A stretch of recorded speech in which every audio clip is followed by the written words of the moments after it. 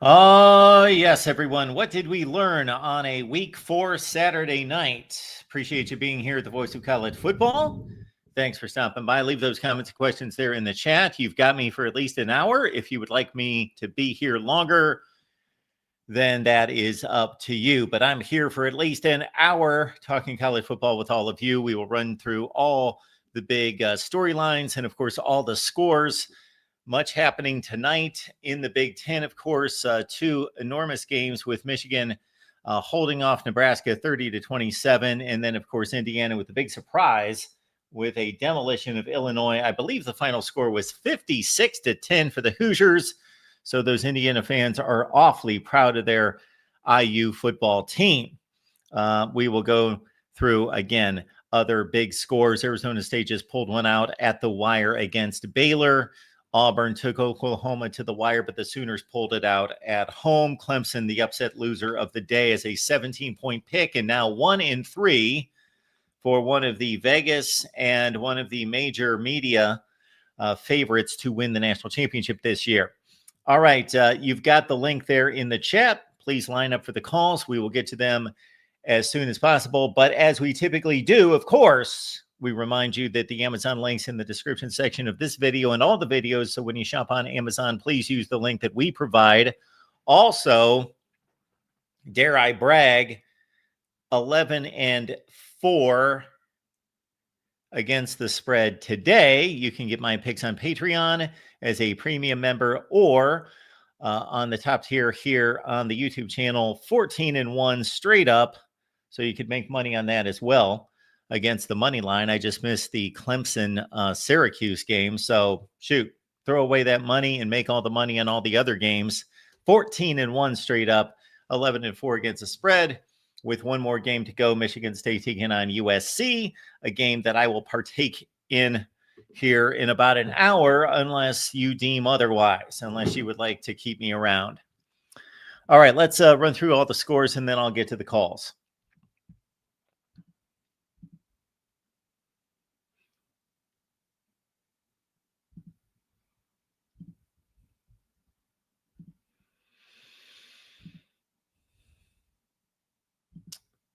Here we go. In progress. End of the third quarter, Middle Tennessee leads Marshall 28-21. Georgia State losing at Vandy. Vandy leads 70-21, avenging that loss to Georgia State last season. UTEP losing at home to Louisiana Monroe 31-10. It's Colorado State and Texas San Antonio. UTSA up 10-3 at the break. Wyoming, Colorado, Buffs lead 14-3. Cal losing at San Diego State. Of course, Cal coming off a big win against Minnesota last weekend. Trailed the Aztecs 10-0 in the second. USC and Michigan State just underway. The Spartans lead 7-3. And that's good news for me. I've got Michigan State at 19 points. All right. Yet to begin. Way on the West Coast, all the way across the pond, we've got Hawaii at home against Fresno State. I don't know what outlet is carrying that game that we may be able to watch football until 3:30 in the morning Eastern time. All right, the rest, I believe, are finals. LSU defeated Southeast Louisiana 56-10. Miami in a big way over Florida 26-7. Civil War goes Oregon's way as expected, 41-7 over the Beavs. We've got Florida State on top of Kent State 66-10. Texas all over Sam Houston 55-0. In one of the big shockers of the day in regards to a final score, Indiana defeats Illinois 63-10.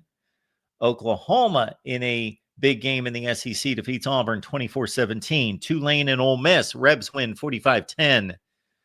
We've got Tennessee winning at home against UAB 56-24.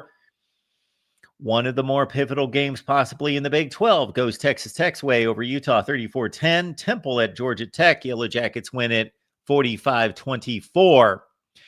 As mentioned, Michigan holds off Nebraska 30-27. Mizzou defeats South Carolina 29-20. We've got Purdue and Notre Dame. Irish win 56-30. We've got Arkansas falling at Memphis 32-31. Hogs led in the fourth quarter 28-10. Luke Fickell watch is officially underway. Wisconsin loses at home as a 10-point favorite to Maryland, 27-10. The surprise of the day, Syracuse defeats Clemson, 34-21. We've got Wofford, Virginia Tech. Hokies win 38-6. SMU, TCU, pretty entertaining game in Dallas. Horned Frogs win 35-24. They avenge a loss to SMU in which they gave up 66 points last season. Louisville, Bowling Green, 40-17. Cardinals, Miami of Ohio loses at home to UNLV, 41-38. North Texas and Army looks like a good football game, 45-38. South Florida bounces back from a loss to Miami, defeats South Carolina State 63-14. Central Michigan defeats Wagner 49-10. UCF too much for Bill Belichick and company 34-9.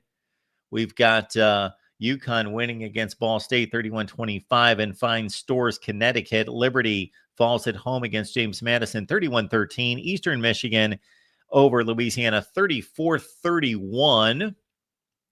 Troy beats Buffalo 21-17. Toledo falls at Western Michigan 14-13. The Bobcats of Ohio defeat Gardner-Webb 52-35. We've got Duke a winner over NC State. The Wolfpack fall from the ranks of the unbeaten 45-33. Mississippi State stays undefeated. They defeat Northern Illinois 38-10. San Jose State over Idaho 31-28. West Virginia, coming off the big win in the backyard brawl, get bludgeoned by Kansas 41-10. FIU and Delaware, Blue Hens win at 38-16. It's Kennesaw State over Arkansas State 28-21. Duquesne and Akron, Zips win 51-7. Murray State falls at Jacksonville State 45-10. It's Missouri State over UT Martin 42-10. Even Missouri State can post better and more impressive scores against UT Martin than Oklahoma State. Western Kentucky defeats Nevada 31-16. Boise State over Air Force 49-37. Georgia Southern over Maine 45-17. We've got Coastal Carolina defeating South Alabama 38-20. The Apple Cup goes to Washington over Washington State 59-24. Virginia over Stanford 48-20. Arizona State on a walk-off field goal defeat Baylor in a Big 12 matchup 27-24. BYU 34, East Carolina 13. Louisiana Tech defeats Southern Miss 30-20. And then finally on the day, we've got Utah State over McNeese 48-7 and Texas State too much for Nichols 35-3. On to your calls. Once again, the Amazon links in the description section of the video. When you shop on Amazon, please use the link that we provide. Get my predictions on Patreon or right here on YouTube. You also have the option of just purchasing the predictions for that particular week for $9.99.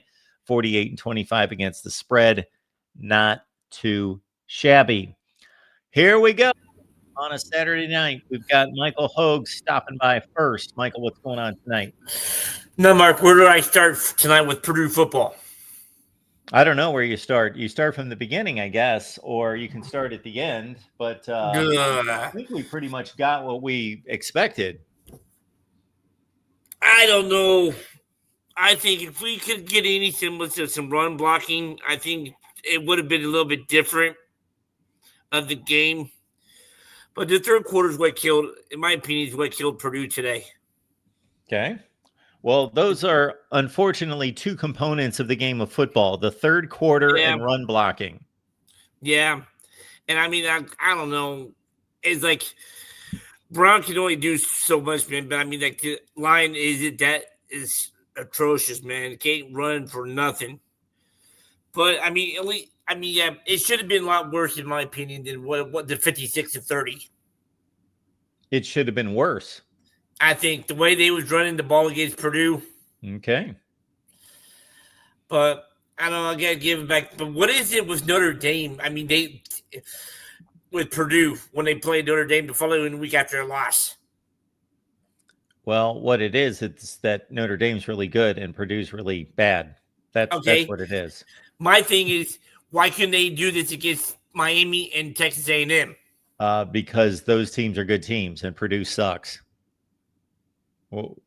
What's the mystery here? Mystery is, I mean, they're good teams too, but they had leads late. Why can they finish the deal? Because good teams have difficulty beating other good teams, but they don't have much difficulty beating crappy teams. Yeah. You're failing. I'm not understanding your point. I'm just saying Notre Dame Purdue's horrible. That's why Notre Dame stomps them by 30 points. Yeah, but maybe Miami and Texas A&M are good teams for now. But we'll see what happens the rest of the season. They're good teams. Yeah, but no, maybe the bye week will help things up too. But I wonder what it's gonna be like in 2 weeks though when Illinois comes to West Lafayette. Their mindset after what happened tonight in Bloomington. I don't know. That tests the mettle of a football team. They'll either determine that their season's not over and that's only one game, and they'll come out fighting, or they'll be down and demoralized. I don't know. Yeah, I'm trying to think who they got next week. Who does who have next week? The Illini. I don't know. I don't know off the top of my head either and stuff like that. But no, I got to tip my cap to Syracuse today for playing a good game against Clemson too. I've got to think that Illinois has got a bye week coming up here soon because a lot of teams had one this week. Mm-hmm. I'll tell you here in a second. Illinois got, they've got USC next week. They better not feel sorry for themselves for too long. Mm-hmm. Yeah. But hopefully they can get to stuff done though. But the run blocking, I mean, the run defense and stuff at times though too, man. So with Purdue, I shouldn't. I guess I shouldn't ask for too much considering how much of rebuilding it's gonna be for Purdue. But at least it was an interesting game for a half though today. Okay, that's much better than it was last year. Take the moral victory. Even though I did say Notre Dame was going to win today, though. So, biggest disappointment today, not being Clemson. Illinois is the biggest disappointment. They lost by 53 points. Mm-hmm. In what was supposed to be a showdown was, to me, arguably the most anticipated game of the weekend. Yeah. Are people sleeping on IU? And do you think they're at this stage of the season so far? You think they're better than last year's team? Based on today's performance, I think they are. I think their quarterback's better. I think for as good as Curtis Rourke was for this team last year, if you really look at IU's offensive performance in 2024, they really bulked up on a lot of marginal competition. They did not score or put up many yards against Notre Dame, Ohio State, or even Michigan. They only put up 20 points against Michigan, and Michigan's offense couldn't do anything. They could not move the ball in the second half against Michigan. So their offense was really good against marginal to bad teams, but not good against the better team. So they supposedly played a good team today, but now the jury's out on Illinois to see how truly good they are. Mm-hmm. I picked them to go to 7-5, so I did not think that Illinois was going to be some kind of elite team by any stretch. Yeah. But no, it's going to be interesting to see what IU does next Saturday up in Iowa City. Yes, it's going to be awfully interesting. Another thing too is, what was Michigan thinking at the end there in the first half with Nebraska? What was Michigan thinking? What happened at the end of with the Hail Mary? Yeah. I just saw that play live. I didn't go back, didn't look at the replays or anything like that to know what kind of defensive alignment they had or how far that ball was thrown. Kind of took me off guard. I was watching that entire game. That was the game I most wanted to see. But I got to say, I kind of tuned out of the end of the first half. So I saw the play, but didn't really take it in or see any of the replays. Yeah. Now, okay, that Auburn-Oklahoma game was damn good today. Who are you more impressed with, Oklahoma or Auburn, or are you impressed with both of them? Well, yeah, we do have to consider that Auburn was playing on the road, and that game was pretty much a toss-up. So it's pretty impressive. Of course, Oklahoma won the game, and they have to be given credit for the win, and that's what counts. And so it was an accomplishment and a success for Oklahoma, and it was not a success for Auburn because they lost the game. But if you take performance into account, Auburn played them equal and even generally for the entire game, but you got to win the football game. So, Yeah, Oklahoma had one of the true. most significant outcomes of the weekend. Mm-hmm. Now, who's hot seats hotter right now? Billy Napier or Luke Fickell? Luke Fickell or who? Billy Napier. Oh, that's a great question. That is a great question. Let's see. This is Luke Fickell's third season. This is Billy Napier, I believe, his fourth season. Mm-hmm. I think both of these schools are willing to pay the buyout. I think they're both in the $20 or $25 million range. Now, Billy Napier did something last season that Luke Fickell did not do, and that's be in the same position he is right this second. And he turned it around. I don't see that coming this year, but nobody anticipated that last season either. And now Billy Napier, his team drops to 1-3, and they've got Texas and Texas A&M the next 2 weeks. Yeah. Yeah, your pick is as good as mine. Your guess is as good as mine. But we talked to our guy David Waters a couple days ago from Gators Breakdown, and he said that if that game gets ugly against Miami, which it didn't, they stayed in there. It was 13-7 with just a couple minutes left in the game. But that had it gotten ugly, that there would be a possibility that Billy Napier could be out immediately. So be looking out for that next bye week for either one of them. Okay. Last thing before I let you go, sir. If you're a team in the SEC right now, who would you rather not play? Missouri or Vanderbilt? Oh, that's a good one too. They are very comparable teams. I don't know if they play each other. Those are pretty comparable teams. I have a little bit more faith in Missouri just because their coach has logged 2 successful seasons in a row, and they do have better recruited talent on the roster, but not by much. Yeah, they're pretty comparable teams, but I'll lean Missouri. Okay, that's what I'm thinking too, but not taking nothing away from Diego Garcia and from Vanderbilt. Boy, they play some good football. Now, does Georgia Alabama be able to play next week, or is it in 2 weeks? They play, I believe, next week. I wonder if that's going to be the primetime game Saturday night down in Athens, or is it in Tuscaloosa? They're in Athens. Okay. Yeah, that would be the ABC or the ESPN primetime game. Yeah, I think that could be an interesting game and stuff like that, though. We shall see. All right, sir. I'm sure you got other callers on. Thanks so much for let me take the part of your Saturday night and early. Well, not quite Saturday morning, but thanks anyway, Mark. God bless, man. Thank you, Michael. Appreciate it. Yep. Yes, Notre Dame over Purdue. What do we have here? CJ Carr only threw it 12 times. Kenny Minchie came in. Jeremiah Love had a huge day. Notre Dame rolled.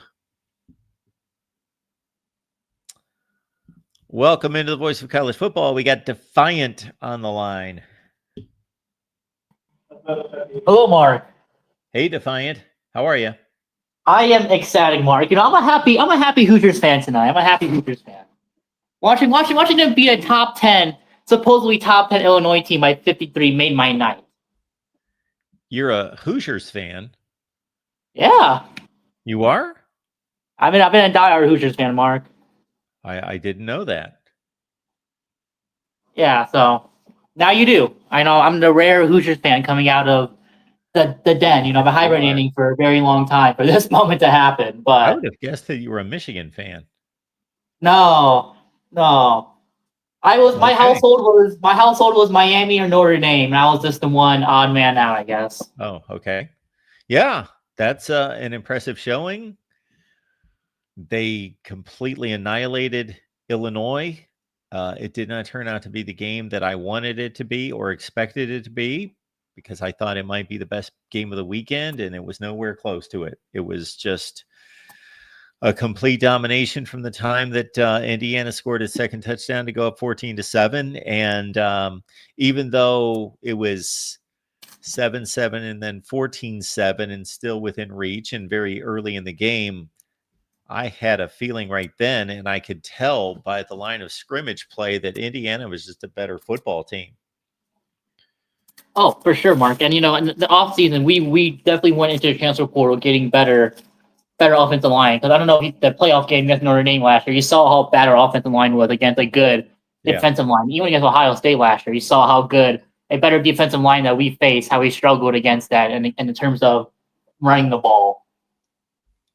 Because we had a couple big runs in this game tonight, especially that 40-yard one for a touchdown that last year I don't think would have happened against a team of that caliber. And again, I'm not saying Illinois is the best team in the Big Ten, but I think Illinois is up there, though, in terms of the middle level contenders. So, I mean, yeah, last year I don't think we would have had that big of explosive running game against a defense like that. Yeah, this now makes me interested to see comparable teams to Illinois take on Indiana. This makes me interested to see what we're going to see next Saturday, which is, I believe, the 3:30 Eastern CBS game, Indiana at Iowa. We'll see if Indiana can handle Prosperity and go on the road to Kinnick and play Iowa. I'd love to see Indiana play USC. I don't think they're on the schedule. No, we have Penn State and Oregon down the stretch at the end for the end of the season. Yeah. If I could set up a game between Indiana and anybody else in the Big Ten, it would be USC. Mm-hmm. Yeah, for sure. Because I don't think we're up to that caliber yet in year two. I mean, again, who would have thought, if you would have asked me last year, hey, Indiana's going to make the playoffs, I would have said, yeah, we're not. I don't think we are. But I mean, again, we did play really good caliber teams to try Ohio State and Notre Dame at the tail end last season. And so when you say you don't think Indiana's up to what caliber?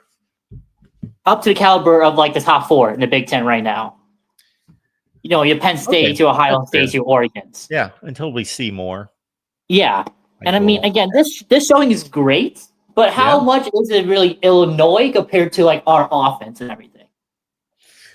Well, the other thing that's impressive about it is that even if Indiana is not quite Oregon, Ohio State, and Penn State, if those three teams played Illinois, not that they would not be capable of doing the same thing, but they wouldn't do that most of the time. Mm-hmm. Ohio State's not going to beat Illinois 63-10 most of the time that they play them. For sure. And also, too, I think those teams will kind of, take the pedal off the gas a little bit. I mean, Cignetti still had Mendoza playing in the third quarter. So, I mean, again, I think this comes down to a little bit of the coaching philosophies, too, and how, they take the approach to the game as well. Because, I mean, again, Mendoza to me is way better, like you talked about against Curtis Warwick last year. Like, Mendoza has impressed me so far against a better caliber team. I would, again, like to see what he does against an Oregon or Penn State on the road, maybe in Iowa. But I think right now he's shown me that he has the caliber enough to lead this team to something even more than last year. Oh, yeah. I think he's a good player. Absolutely. I think he's a really good quarterback. The jury's still out on this statement, but I would not be surprised if we're talking about him as the best quarterback in the Big Ten in a few weeks. Oh, I agree. And I think the scheme fits him well in Indiana. Again, I don't know what he did at Cal last year to kind of draw a little bit of comparisons. But again, so far what I've seen against, the three non-cons, which I don't know, they weren't the best, they weren't the greatest either. But against a team like Illinois and just seeing the way that he was able to kind of stay in the pocket a little bit longer and having the offensive line actually block for a change, I think he's giving him the comfortability to stay in the pocket long enough. I don't know how he would have done last year with the offensive line. I would be so interested to see how he would have done last year with the offensive line. Yeah, because he also played behind a bad offensive line with Cal. He was hit more than any quarterback in the country last year. Mm-hmm. I mean, I don't think Kurt's work was sacked a lot of times, but our offensive line last year was pretty bad.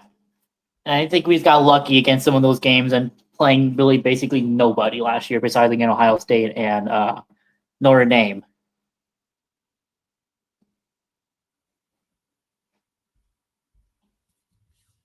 Yeah, this is a different team this year, obviously. Mm-hmm. And as I mentioned to our Indiana guy tonight, who's all hyped up and ready to roll with this Indiana team, that it's a great win.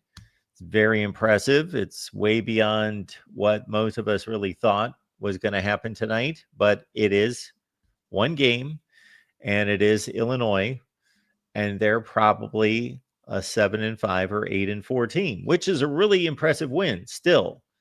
But it's one win, and I'm not saying that Indiana cannot compete for the Big Ten championship, because maybe they can.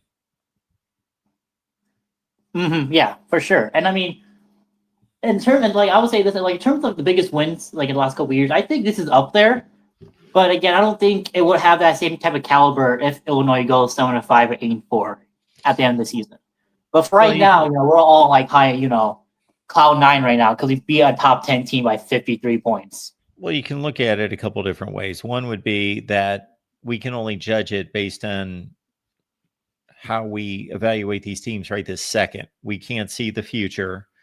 So if Indiana goes into the tank and loses 4 games, then that loses significance. If Illinois goes into the tank and loses 6 games, then it loses significance, but it's still a Big Ten win, and it was still a team in their path that they needed to defeat. But as it stands right now, if Illinois is anything close to what most people forecasted them to be, which is a fringe playoff team, and Indiana is going to compete for a Big Ten championship, this is Indiana's biggest win since I don't know when, because they didn't necessarily, even though last year was a miracle finish and a miracle accomplishment to get to the playoff, they did not have one singular win that you could say that was the breakthrough that got them to the playoff. They didn't have that kind of win. They just mounted a string of wins against a lot of marginal teams. But if this Illinois team is, say they even finish 8-4, that's still a good record in the Big Ten. And this is Indiana's biggest win again since maybe in my lifetime. They went to the Rose Bowl in 1967. That's before I was around. So yeah, the only win I can say probably better was that Penn State win in 2020, but Penn State kind of, I don't know, finished 4-5, 4-6 that year. And that's why I'm saying Indiana just went to the Outback Bowl or Citrus Bowl. One of the two, that year. Yeah. So I mean, up to that point, that was the biggest win recent times, and again, that put us on a catapult for an amazing 2020 season. But I think in a regular 12-game schedule, 12-game season, I think this is one of the biggest so far wins that we've kind of had. Again, I'm going to go out there to say it is the biggest. I don't know what win would be bigger. They haven't won any bowl games. They haven't won any games that sent them. You could say, technically speaking, you could say, since it's a rivalry game, but more so, it was the capper to get to the playoff last year, that the Purdue game was the biggest game, because if they would have lost that game, they wouldn't have gone to the playoffs. But obviously, they were playing one of the worst teams in the country. So that was a gimme. I will say this. If we beat either Oregon or Penn State, I think that will be one of the biggest wins. Well, again, based on the lean years of Indiana football, year after year, decade after decade. I would say that if Indiana beats either one of those teams, that is the biggest win maybe in the history of the school. Mm-hmm. I don't know how other games can be argued. They've not won any championships. I don't think anything post 1967 could be considered a bigger win because none of their seasons amounted to anything. Mm-hmm. Yeah, no, I'm not saying like it's not going to be like but I'm just saying like right now this Illinois game is. But I'm saying if we beat Oregon or Penn State, I think that will be the pinnacle of a football program as a whole. All right, that's all I'm saying. Anything else? I will say this. Missouri has impressed me a lot in the last couple of weeks. Do you think they could be a fringe playoff team, or do you still want to see a little bit more out of Missouri before you? Yeah, they've taken out a couple decent teams, Kansas and South Carolina. They did not bludgeon either one of them. They did not do an Indiana to Illinois or anything close to that. They were both extremely close games, but sure. Yeah, I mean, I see some projections so far that kind of have them in that conversation. I mean, hey, Vanderbilt, I think right now it could be in that conversation too. But again, I would like to see a little more out of Vanderbilt before I kind of say anything about them. Well, Vanderbilt has not beaten anybody the caliber of these games that Missouri's played. No. I mean, their big win this season is South Carolina. Yeah, so, I mean, which to make a straight comparison, obviously, Missouri had a much tougher time with South Carolina. They also had to play Lenora Sellers for 4 quarters, and Vandy did not. Yeah, so I mean, again, you're comparing in one game against the 2 teams when he didn't play Sellers all 4 quarters. But I don't know. I think the second tier of the SEC is very interesting this year. I mean, again, Oklahoma winning today was kind of big for them as well. Be in that contendership as well. I mean, yeah, the SEC this year is kind of interesting.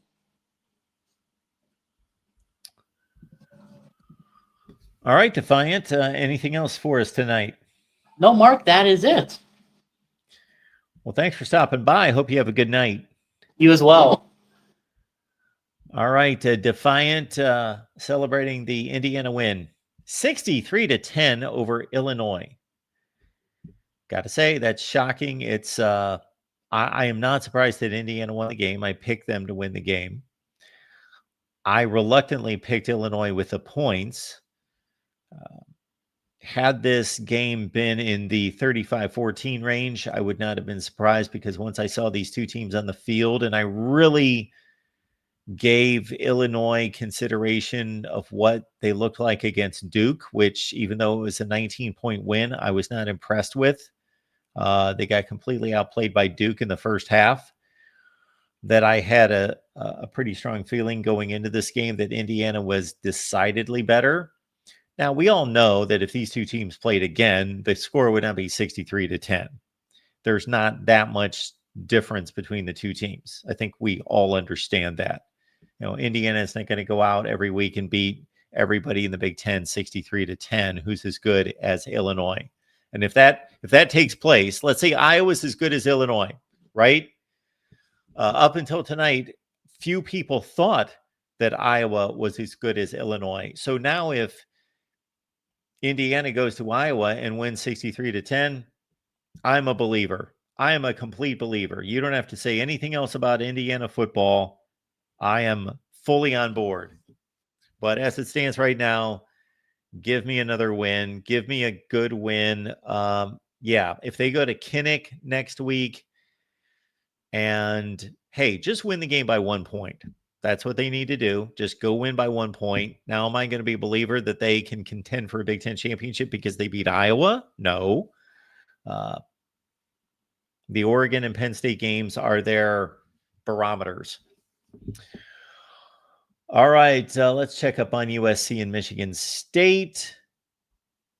We've got USC on top 17-7, 10 minutes left in the first half. All right, folks. Appreciate you being here. We got Rob on the line. Hey, Rob. Hey, Mark.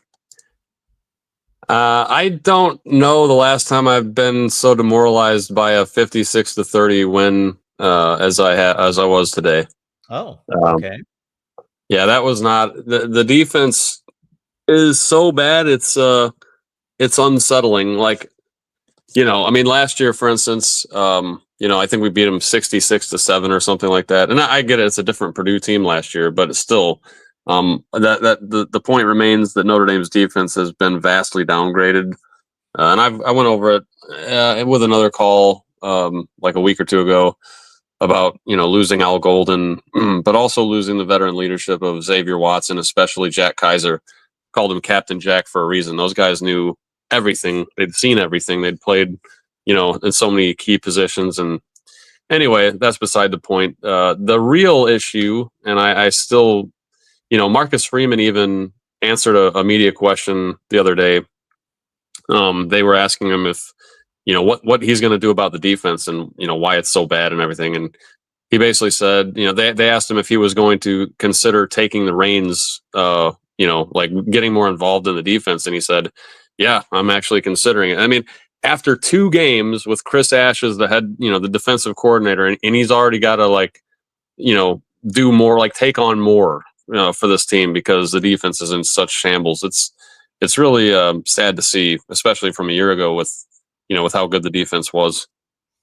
Well, I got the stats up here, and I'm failing to see where the defense was really that bad. I know 30 points is not acceptable against Purdue in particular, but I see that Purdue quarterbacks completed 60% of their passes. That's nothing that ridiculously outstanding. They did throw for 303 yards on 25 completions. That's pretty strong. Notre Dame did intercept 2 passes, and they held Purdue's rushing attack basically to nothing. Yeah, see the rushing attack. I mean, it's Purdue, right? So the more important thing is last year's defense was stout on pass defense. Didn't matter if you're a good team, a bad team. I mean, there were obviously. Ohio State being Ohio State at the end of the year, they were just beating everybody with a club. So, I mean, they took Notre Dame to task there for a while in that game. But most times Notre Dame was able to hold people, through the air relatively well. And that has not been remotely the case. They're giving up chunk plays to everybody. I find it funny that Purdue actually scored more points than Miami, which I believe demonstrably so that Miami is a far superior team than Purdue this season. But it's been a weird season, Mark. I don't know what's going on. Chris Ash, I mean, if you look at the scores, they gave up 27 to Miami, 41 to Texas A&M, and now 30 to Purdue. They're averaging like over 30 points a game defensively, which is horrendous. Yeah. So now I'm looking at their schedule coming up, and I'm seeing like multiple losses, on that schedule available that I didn't think were going to be potential losses at the beginning of the year. They could easily lose to Arkansas. I don't think they would lose to Boise, but there's some teams on that schedule like USC. Who knows? That game could be 99-100 with the way this defense plays. Mm-hmm. I'm not counting any. Maybe Boston College. Probably Stanford. Those are going to be wins. Probably Navy, but I could see USC winning. I could see Syracuse winning. I could see Pitt winning. The way this defense is, it's a sad sight to see when we finally. On the flip side, the offense is looking pretty good. I'm very happy with the offense and the progression of CJ Carr. He had a tremendous day today. Like you said earlier, he didn't really have to throw the ball because they were just running it down Purdue's throat. But when he was throwing the ball, he was throwing it well, and he had a couple of beautiful deep ball passes that Riley Leonard could only imagine in his dreams. And I love Riley Leonard, not knocking him, but I think we both know that that was not his specialty, was throwing the football. So it's an interesting season, Mark. It's one that I didn't anticipate coming off of the highs of last year. If anything, I thought the defense would travel and the offense was going to be a work in progress. And it's basically been the flip side of that this year. So yeah. Yeah, I didn't either. Obviously, they miss Al Golden. They miss a slew of NFL caliber players, but I expected them to be replaced. And based on the people I know that I trust, Brian Driscoll in particular, he seemed to be confident that the defensive pieces would stay in place and that Chris Ash would coach the same defensive scheme, that they wouldn't veer off of that approach. So you just think that, similar to Ohio State replacing a quarterback and receivers and running backs, that it just keeps rolling. But I would like to say that they're going to fix things and improve and learn from their mistakes and be able to go to the drawing board and rework things. But they have yet to do that in 3 weeks. Yeah. I mean, it seems like Chris Ash has been Marcus Freeman's worst hire. Well, Notre Dame is a program, their worst hire, really of his tenure. I mean, he's been hitting like home runs, and I wasn't sure what to think about Chris Ash when they hired him. I was hopeful, optimistic, but anyway, to get off Notre Dame so I don't bore the people on the show much more about that. Yeah, Indiana looked impressive. I have to say, I'm not a huge Indiana fan, but they took Illinois to the woodshed and kind of dismantled them. So they weren't playing anyone. They were playing cupcake after cupcake, and we all kind of thought the same thing. Well, let's see what happens when they play a decent team. And I think Illinois is a decent team. I don't think they're some great team or playoff team, but pretty impressive win nonetheless for Indiana there. Yeah, I've got to hand it to them because although I criticized their schedule last year, of course, they couldn't do anything about their Big Ten part of the schedule. I did acknowledge that they were destroying teams. And I'll say the same thing here. And this was supposed to be a good team. Now, We'll wait and see how good Illinois is. I do think that I would be shocked if Illinois is a bad team. I don't think they're a bad team. I just don't know if they're a fringe playoff caliber team like a lot of people forecasted them to be. They were ranked 9th in the country going into this game by our friends at the AP. I don't think they're anywhere close to that. Yeah. But they're a decent team. Yeah. Yeah. I think last year they got so much good favor for beating South Carolina because South Carolina was everybody's darling last year. Yep. So they beat them in that bowl game, and that just kind of propelled them up. I agree. And then Miami beat Florida in a game that is both somehow the score is closer, and yet it's like it feels like that game was not in reach for Florida, but also the score looks like it was in reach. It's 26-7. I thought Miami would clobber Florida, and it took them basically the entire game to at least get that that score ballooning in their favor. Yeah, well, we have to kind of credit Florida for mucking the game up and weighing it down and doing what they needed to do to make it a 13-7 lead or a 13-7 game with 7-8 minutes left in the game. That's what they were trying to do. And they only had 32 yards of total offense in the first half. They had 1 first down in the first half, and they were only down 13-0. But at that, they were getting completely dominated, and it didn't appear as though they were going to challenge. But then they come out, get a 3-and-out, drive the ball 80 yards for a touchdown, and then they get an interception to get the ball back in plus territory, down 13-7, and that's when it got interesting. But their offense couldn't do anything. I'm not going to question Billy Napier on this call because it did make sense because of the length of the field goal, but what happened there on the drive after they scored a touchdown to make it 13-7, then they get an interception, and they're around the Miami 30 or 35 yard line, and they went for it on 4th and 4, and they barely get it. And then they get thrown back with a bunch of penalties and a sack.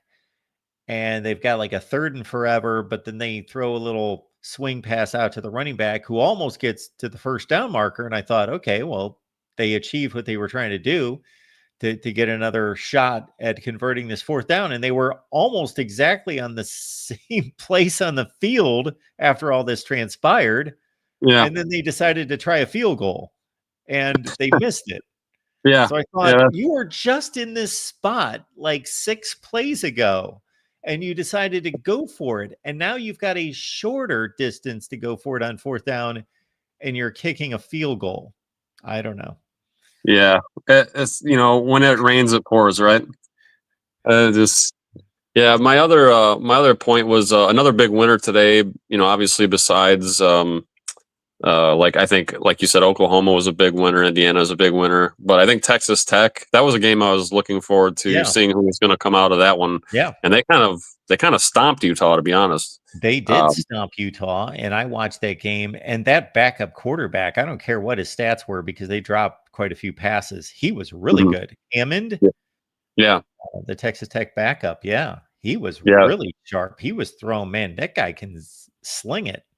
I think that was an impressive win, and I think Texas Tech to me is now I think they're the favorite. I mean, I kind of knew it was between Texas Tech and Utah. I just figured Utah would put up more of a fight. I was surprised to see that outcome. Not incredibly surprised. I felt like Texas Tech was a good team and they could beat Utah. I just thought it would be a closer thing. So my last question: 13-10 in the 4th quarter. Yeah, it was 13-10 with about 10 minutes left. But that's true. And they just kind of stomped them after that. Yeah, I did see a stat that was the 2nd worst loss that Utah has suffered at home under Kyle Whittingham. Well, I think that was the big distinction too, right? That it was at Utah, which is one of the tougher places to play in the country by most metrics. So, still, very impressive for Texas Tech. My last point is, in your opinion, did we learn, or who did we learn more from in today's game between Michigan and Nebraska? That's a good question. This game played out very similar to what I thought was going to happen. I was very confident Michigan was going to win the game. But usually when you're extremely confident somebody's going to win, that means you think they're going to win by 30 points. I never thought that because Michigan just doesn't play like that. And they're not that good. And they were on the road with a young quarterback. And they had a lot of things going against them to be able to separate. So I thought it was going to be a good game, but I was very confident Michigan was going to win. And so it played out pretty much the way I anticipated. If this was, I'll explain it. Maybe I'm backpedaling and not answering your question, but if Nebraska was in a developmental stage like other teams and programs, I would, and let's say Michigan is a top 15 team in the country, I would see this as a positive step for Nebraska, that they played them tight. They were right there. It was 17 all. It was, all the different scores that it was until the end, and they were right there. However, Nebraska has been doing this forever. And so I don't know that Nebraska, they looked better. They looked like they could compete against a really good team. They did, but they keep doing this. And so, yeah, if this was anyone besides Nebraska and their recent history, then I would tell you that team we found out about. What we found out is that Clemson is truly not a good team. We found that out. But between those two, Michigan and Nebraska, yeah. So if Nebraska has as good of a rush defense as they did last season and were supposed to this year, then we found out that maybe Michigan's starting to build something offensively, because they truly did, especially in the second half, run the ball pretty much at will. And that was pretty impressive. Yeah. Michigan, the more things change, the more they stay the same. They had 105 yards passing and ran the ball down Nebraska's throat. So not much surprise there. Here's a stat for you, Rob. I don't know if you saw this. Nebraska has lost. People, let this sink in. Nebraska has lost 28 consecutive games to ranked teams. Oof. And I got to thinking about that. And this is not an Ohio State lineup of ranked opponents. Like, we're going to the playoffs all the time, playing Georgia and Alabama and Clemson, and then we play Penn State and Michigan. This is a lot of Minnesota's number 23 in the country, Iowa's 19 in the country, Wisconsin's, 21 in the country. I guarantee that's the majority because of the division setup, and they haven't been going to bowl games. So that's the majority of those games, and they still have lost 28 straight. Yeah, that's brutal, and it's a really sad thing to see for such a prestigious program, especially in the 90s. But anyway, Mark, I'll let you go. I know you got other callers, so always good talking to you. Appreciate it. Yep, no problem. So Notre Dame does win, but they give up 30 points to Purdue, and Ryan Brown apparently was able to throw the ball around the field for 303 yards. I did not see any of that game. I saw Jeremiah Love rip off a run, and obviously he was doing that most of the day. Notre Dame's was about to say who they've got next, but I don't know. I thought I just saw that. Regardless, Notre Dame defeats Purdue. Okay, you see my picks there. And again, you can catch these on Patreon or on the upper tier of YouTube. SMU needed to hang on there. This was a back and forth game. SMU actually had a lead in the fourth quarter. Then they were only down 4 late, but they gave up a late touchdown, lost by 11. So I missed that. I missed the Clemson game. I thought that they would really bounce back and take it to Syracuse. So I was dead wrong on that one. And then I went on a roll.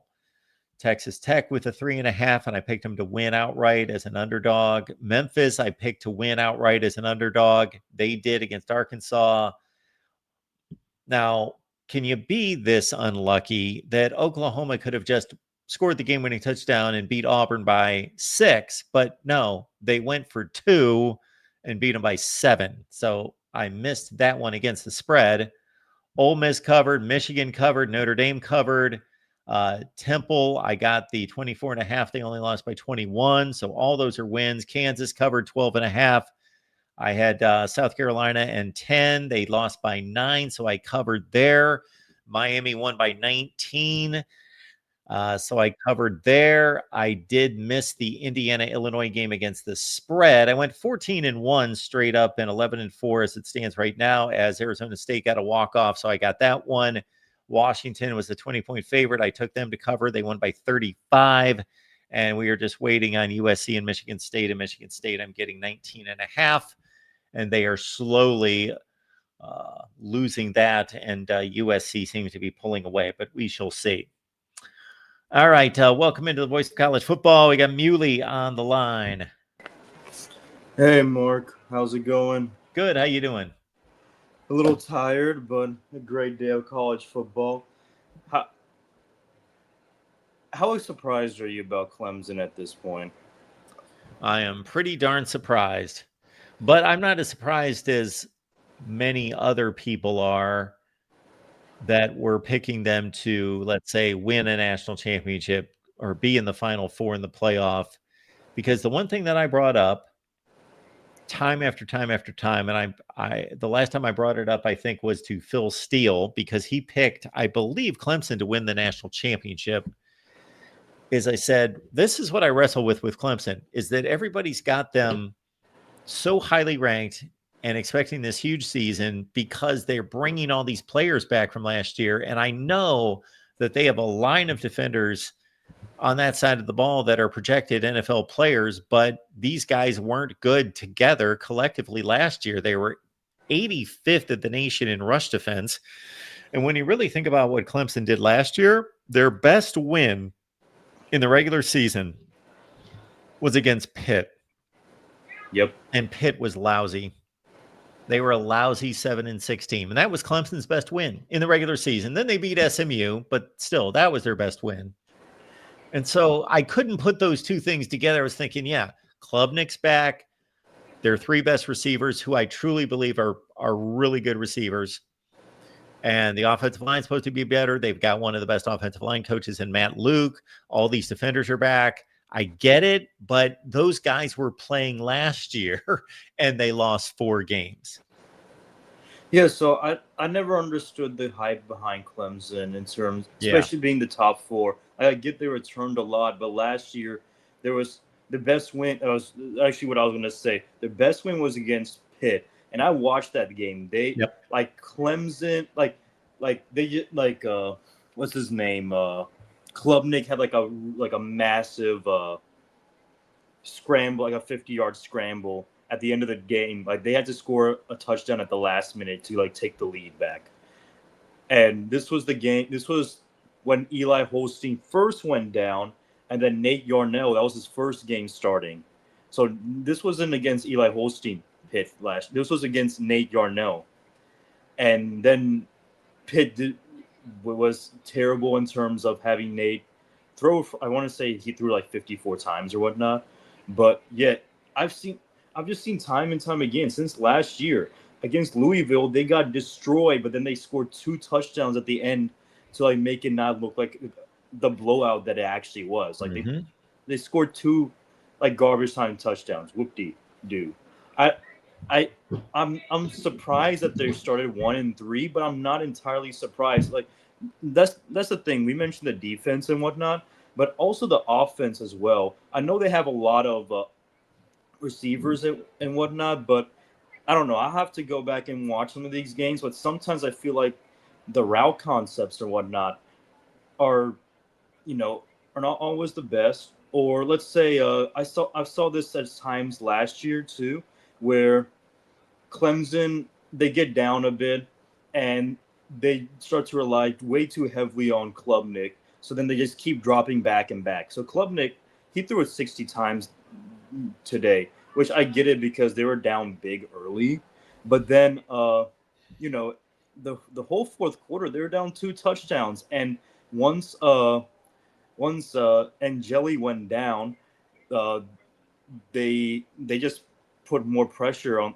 They just started blitzing more, putting more pressure, and then the backup quarterback couldn't do anything because Syracuse, what Angeli was doing he was reading the blitz well. So Clemson was in pass rush was doing fairly decent, right? They're doing pretty well, but then Angeli, there were quite a few number of plays where he was getting the ball out quick. He was reading the blitz and just getting it out quick and getting some yards, right? And then once that happened, once he got injured, the backup quarterback couldn't process that fast or couldn't move that fast, right? On those certain plays. And yeah, I don't understand what was the point of there were so many times when in like the last like 10 minutes, not near the end, but the last 10 minutes where Syracuse was only rushing 4, but they're still dropping Klubnik back, and Klubnik, he's not the type to scramble unless he really needs to. He's going to bounce around behind the line of scrimmage and only scramble when absolutely necessary and try to like squeeze it in. And so many times trying to see him squeeze in between 2 or 3 defenders or whatnot. So, and I've seen this happen at times last year. I feel like it's more of a coaching thing. It definitely is. They have all this talent. I mean, this is the most, I know I went on this little rant, but this is the most, at least with my knowledge, that I can make out of it right now. Yeah, they should be better. I said all that about not expecting like all those other people that they were going to be a national championship caliber team, but I'm not going to pretend like I was expecting this. I thought that they would win the ACC or be in the championship game and that they would be much better than they are. So, well, Muley, I appreciate the call, man. Okay, I appreciate it too. Have a good one. All right, let's go rapid fire. We got Michigan man on the line. Hey man, what's up? You can you hear me? Yes, sir. What's up? Hey man, yeah. So the Michigan game kind of ticked me off. I know we won the game, but the game shouldn't have been close, bro. Man, the game shouldn't have been. Like if you actually watch the game, they throw a Hail Mary at the end of the first half. Sure. A ridiculous Hail Mary. The touchdown they got before that, and I complained about this in the Oklahoma game. You remember that defensive play call where he has everybody up on the line and there's like no one back there to cover anybody. Yep. He throw that out the playbook. It's either a first down or a touchdown every time he calls that play. Yeah. There's that. There's the undisciplined, absolutely undisciplined, unsportsmanlike penalties at the worst absolute times. Yes. However, let me throw this in on the other side. You had the first Nebraska drive where they had 4th and 2 at the 5. They either, they got stuffed. So Michigan made the play on defense, obviously stuffed the shovel pass. But if they get that, they obviously score a touchdown, or they could have opted for the field goal, number one. Number two, the next time down, they missed a field goal. So they could have been up 10-zip or 6-zip early. Yeah, they could have been. I'll say they could have been up 6. I can't give them a touchdown because even if they got that first down, you still got a whole nother set of downs. And they could not protect. They could not protect Dylan Raiola to save their life. Like he was. I felt bad for the kid at Certain, but even if I give him that 6, right? 17 of the 8 points was just on some crazy stuff. Like the play I gave, the Hail Mary. That's a once in a. How often do Hail Marys work, Mark? Well, if Aaron Rodgers is not there, then not very often. Yeah, and then I hope Sharon Moore gets into these players about these ridiculous taunting celebrations that they do at the worst, absolute worst times. It's 3rd and 14. You're up 10. It's 3rd and 14. You get a stop. It's going to be 4th and 14. You get the ball back. I mean, man. Like, to me, Michigan was clearly the better. I don't think clearly the better team. I don't even think it was close. Yeah, they were. I don't know that it wasn't. Yeah, I don't think it was close, but I don't think these teams are in complete opposite ends of the league. But I didn't give this game any thought. I automatically picked Michigan. Didn't even think about it. I will say this though, Mark. That run game's coming along nice for Michigan right now. Oh yeah. I think it might be. USC's run game looks really good too, but right now I think it's between Michigan and USC in terms of who got the best run game right now in the conference. I mean, they're outside of the Oklahoma game. Well, even in the Oklahoma game, we didn't run the ball bad actually. I think Justice. I don't know about that. Didn't we have like almost 200 yards rushing in that game? Well, you had a 75-yard touchdown run, which of course it counts, but still, it's a 75-yard. Once he broke, you remember the play where the first play of the second half when everything was going right and the safety didn't fill the gap, and obviously Justice Haynes cut it the other way and he was gone. They didn't run it well besides that play. Well, I'll say this. I think we look back to the past 2 weeks now. Them handcuffing Bryce Underwood affects the run game.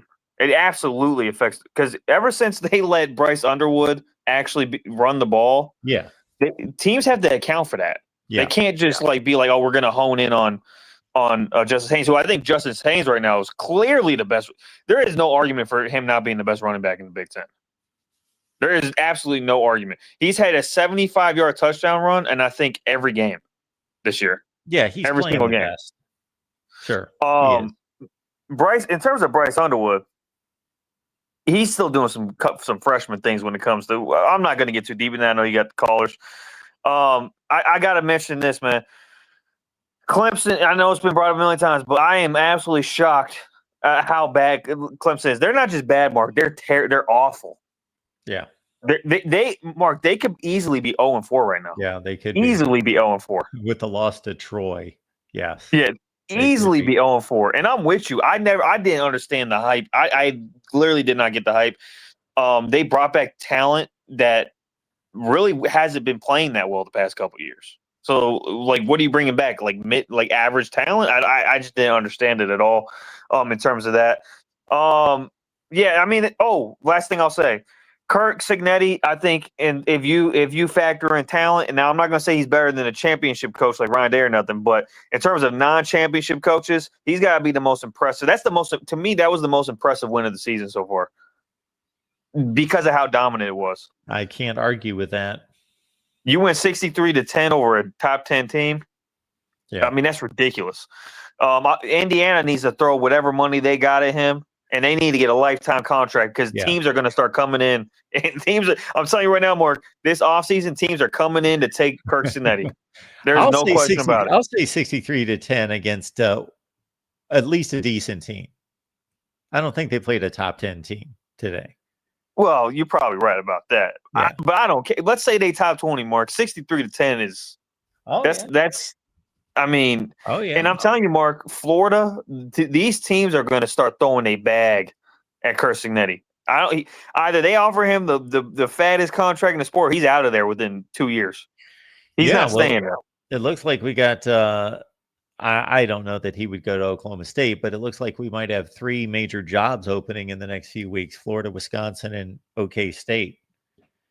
I think he's waiting for a big fish. Last thing I'll say, Oklahoma has an argument for the best front seven right now. Yes. That performance today was 10 sacks. 10 sacks. I don't care who you playing. That's ridiculous. And they didn't play a bad offensive line. At least what I don't think was a bad offensive line.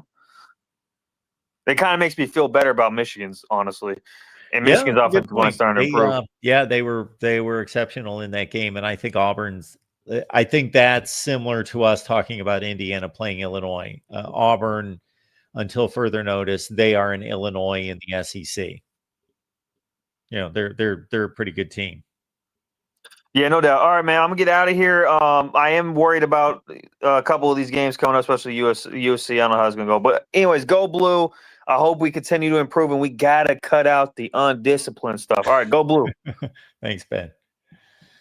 Our guy Ben chiming in there. We've got a few more calls coming in, and I appreciate the super chat contributions. Thank you for those. We've got Adam. He's here. Thank you, Adam. Catch Adam and Gabe. They bring Rutgers football for you on a Tuesday night at 8 p.m. Eastern time. Mark, Dylan Raiola has no class. He is worse than Drew Aller. Clemson is terrible. Miami is not elite, and Vanderbilt could make the playoff. Well, Dylan Raiola, again, the no class statement befuddles me. According to now this didn't necessarily leave Dylan Raiola's mouth, but according to the CBS sideline reporter, whoever that is, Dylan Raiola had made statements to the CBS crew as they were being interviewed and prepping for the game that he wanted to be his own man, and then he wanted to separate himself from Patrick Mahomes. And I thought, then you need to do some things that would separate yourself from Patrick Mahomes instead of, wearing the number 15 and getting your haircut exactly the same and wearing the same armbands and the same shirt types and all the other stuff that he does. I just thought that was I thought either he's not being sincere or he's lying or he is completely clueless and unaware. But just as Michigan Man just told us, he was under siege today most of the way. So he played that might have been, in some respects, Dylan Raiola's best game in college. I don't care what the numbers were, and I think he went 30 for 44. He's worse than Drew Aller. Well, we're going to see Drew Aller play Oregon next week. So talk to me about Drew Aller next Saturday night. Clemson is terrible. There's no debating that. Clemson is terrible. Clemson was basically a passing game last year. That's what they were. Their defense was underachieving. They had no running game for the most part. They had bad special teams. They had a kicker. They were a passing game. Now they're nothing. They're awful. Miami's not elite. I don't know how you can say that. I think the jury's still out. We can't say Miami is elite or is not elite, just like our guy, our buddy Alec with the Indiana channel was texting me tonight that Indiana's elite. I was letting him know, congratulations. That's an impressive win. It's much more than anybody expected. Great job. But you cannot say that your program or your team is elite. Certainly the program's not elite. We know that, but we cannot say that this Indiana team is elite yet. Do it again. Elite teams beat 4 or 5 good teams in a season. They knock them out one by one. Okay, one win against Illinois is not necessarily elite status. All right, and Vanderbilt could make the playoff. Yes, they still have 7 games to play in the SEC. We shall see. Adam, thank you so much for the contribution. That's very kind of you. Mark, I am donating to have the extra hour because your show is excellent, but Drew Aller has no class. Well, you got us there. So, Adam, hopefully everybody thanks you for getting us to another hour. So we currently are at an hour and 17 minutes. So we'll be here for at least another 43 minutes with all of you, thanks to Adam. And some of you are probably saying, Adam, we didn't want to hear him for another hour, but obviously you can go watch something else. We've got Brett, who's a new member. Thank you so much for that, Brett. I do appreciate that. You will get your emojis or whatever you get for being a member. And for anybody out there that is a member, you can always contact me if there's something that you have a question about or otherwise, and I'm not responding to the comments because I don't always see them, whether those be live comments or comments that are posted to the videos or live streams after the fact. You can always hit me up at MarkRogersTV at Gmail. MarkRogersTV as in television. MarkRogersTV at Gmail. So I want to be accessible. I want to be able to respond to any kind of comments, ideas, suggestions that you may have. Rob, thank you so much for the contribution. Appreciate your phone call as well. Mark, thanks as always for your awesome discussions, debates, and analysis. Go Irish. VOCFB Notre Dame. Cool. Thank you, Rob. Appreciate that too. And we are going back to the phone lines. And we got Luke stopping by. Luke, what's going on tonight? Hey, Mark. I want to talk about.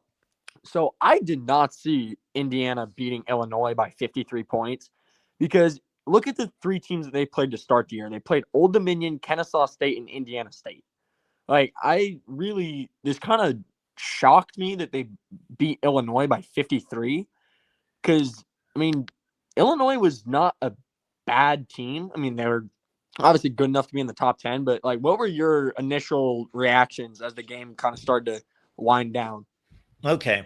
Well, my initial thought was that I said this all off season. I said, this is the game in the Big Ten, and especially where it's positioned on the schedule being the Big Ten opener, and because of what these 2 teams accomplished last year, but what their recent history is accomplishing next to nothing and being doormats, is that this is going to be, from a perception standpoint, the game where people say, whoever loses this game, they're done. You're a pretender. See, we knew you weren't any good. Bye.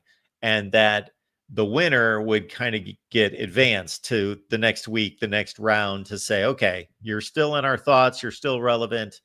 And that would not necessarily be a fair evaluation because it was reasonable to think all off season that this game was going to be 31-28 and that the loser could be just as good as the winner, especially if it was going to be the road team. So I wanted to watch this game as much as any game this weekend. And once they got, so I did not give it a lot of thought in terms of my predictions, and you see them right there, that Indiana was going to win the game. But so first of all, I was surprised that they were open a 5.5 favorite. And then it broadened to like 6.5. And I even saw 7 out there. And I thought, wow, are they that much of a favorite? And then I started to think about what I saw when I watched Illinois play at Duke, which most people I'm sure didn't watch the game. They just saw that Illinois won by 19 points, but it was not impressive from a physical standpoint. They got beat up front. Their offensive line got whipped. So it was not an impressive performance. And I thought, Indiana's got like premium players coming back on all 3 phases of the defense. So I didn't even give the game much of a thought in terms of who the winner was going to be. And then the closer we got to kickoff, I started to think, man, I should have taken Indiana to cover the spread because I think that they'll probably win by 2 touchdowns. I think that they're decidedly better. Now, I can't believe anyone forecasted 63-10. Right. Yeah. Yeah. I mean, like for me, the part that was really shocking is that, I mean, I feel like every year Indiana, the first 2-3 weeks of the season, they're playing teams that are in the bottom of Division One, like Yeah. Old Dominion, Kennesaw State. They're not playing teams that are like get them ready for the real like big games. And then when they are in these big games, it's kind of a toss up in the air for, are they going to fare well against the big teams, or are they just going to keep winning against the smaller schools but then get boat raced by the bigger schools? So I think that was the most shocking thing for me. But the other thing was like, what's up with Clemson? Like what? Like I was shocked that they lost today. This was, I mean, they're starting. That was another bad loss today, and I think honestly, Clemson, they need to figure it out. And my question to you is, how many more games like this before Sweeney goes on the hot seat? How many games did they have left? 8? Yeah, 8, I believe. 8. Like, he's not on the hot seat. Yeah. No, he's not. All right. Well, that's all I wanted to talk about, but thank you. And I love the show. And that doesn't mean that he shouldn't be. I'm just saying he's not on the hot seat. Yeah, He's won 2 right now national he's not on the championships hot and gone to 4 national championship games, and they've won the ACC 8 times in 10 years. He is the reason that we expect all that. So Right. he's not going anywhere. I don't know if you heard, he went on a big tirade at his news conference this week. I don't know if somebody asked a question that set him off or he just initiated this, but he basically was talking about, hey, if they don't want me around here, I'll go coach somewhere else. If they don't want me around here, hey, it was kind of amusing that he was actually, you don't hear coaches talk about, I'll just go somewhere else. That's fine. It was interesting. Yeah. So, but I appreciate the call. Yeah. Thanks, man. All right, Luke stopping by. And yes, this Clemson situation, again, I don't know how else to slice it and dice it, but I've kind of repeated myself about 8 times on this, depending on the caller, in regards to, I'm not going to pretend that I forecasted this. I'm also, though, not going to say that I was a guy that was in the clubhouse with Clemson being a serious national championship contender. I was somewhere in between, thinking they'll win the ACC or lose the ACC championship game, and they're going to be about what they were last year, because I just had an issue with them not really being a good football team last year. They made the playoff as one of the top 12 teams. I saw them more as like a fringe top 25 team. 7-6 Pitt. And go look at Pitt's schedule. Look at who, do the transitive there, because I think it actually means something in this case. Clemson's best win in the regular season was a 7-6 Pitt team. And look at Pitt's 7-6 record. That was garbage. And they couldn't stop the run, and they couldn't run the ball last year. So that's a bad combination. All right. Kai stopping by to talk some college football. Kai, we appreciate you being here. What's up, Mark? How you doing? I'm doing well. What's going on? So I just had a couple quick questions, and my first one was, out of all the games today, who would you say was the biggest winner and loser? The biggest winner. I think the biggest loser is Clemson, and the biggest winner is Indiana. And I hesitate being so obvious, but I just think that there are other teams that, most of what we would consider surefire playoff teams, Ohio State, Georgia, Penn State, Alabama obviously didn't play. So Yeah. those 4 were off the table, and Texas had a scrimmage, basically. So maybe the 5 most sure playoff teams didn't even play today. So then you got to look at who was playing for their playoff lives. Not that anyone would be eliminated today, but they would be in a very difficult place. And Indiana was playing a game against Illinois that, like I said to the previous caller, we looked at during the entire offseason, at least I did, from a narrative of the winner of this game kind of advances to show that they're truly a serious playoff contender, potentially, where the loser is really going to have to make up. And because we evaluate teams for the playoffs, losing 63-10 is more than just a loss. It's not the NFL, of course. That loss is going to hang on Illinois. So they need to go like 11-1 now because they got a 63-10 loss. So I think Indiana won the most significant game from that standpoint. Like, I thought that there were 2 extremely important games in the Big 12, but the league is so even, and trying to figure out who's good in mid-September. Like, I think Arizona State and Baylor was a significant game, and I think Utah and Texas Tech were significant games, but there's going to be so many more of those that, yeah, they were a significant step for those teams, but they weren't crucial.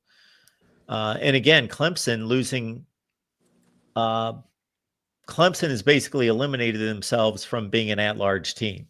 They cannot be an at-large team. They eliminated that possibility today, and now they have to most likely run the table just to get to the ACC championship game. So their loss was pretty devastating.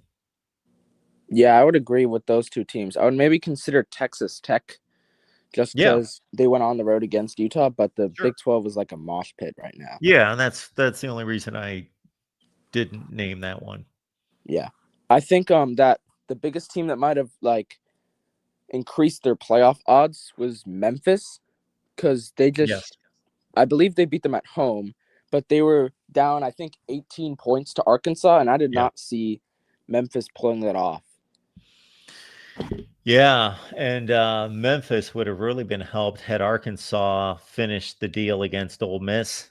They were driving for the game-winning touchdown last week and fumbled, because otherwise that would have been a really good-looking win. But still, you beat anybody in the SEC, and Arkansas is probably going to go, well, with this loss to Memphis, I don't know, but 5-7, 6-6, something like that. Yeah, it's a really good win for Memphis, sure.